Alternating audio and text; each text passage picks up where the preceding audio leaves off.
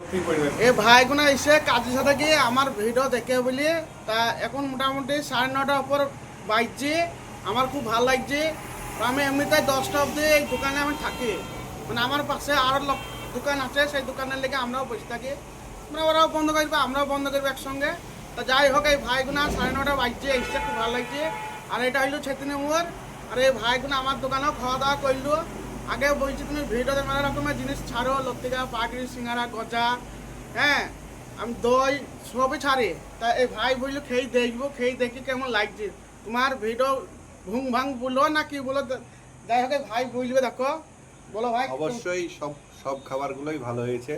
অবশ্যই সবাই একবার করে আসবেন, একটা দুটো খেয়ে দেখে যাবেন, অবশ্যই ভালো খাবারটা। তা আমার কাছে খুব ভালো লাগছে। আর অবশ্যই লাইক, কমেন্ট, শেয়ার, ফলো করে দেবেন। আর এটা ছেতনি মোড়, আরও লোক আসবেন, আমি ভিডিও করে দেবো। বিকালের দিকে আসতে হবে, সকালে আমি কাজে ব্যস্ত থাকি, সকালে ভিডিও করতে হবে না সেরকম, মানে আমি কাজে ব্যস্ত থাকলে করা হবে না। তো অবশ্যই আসবেন ছেতনি মোড়।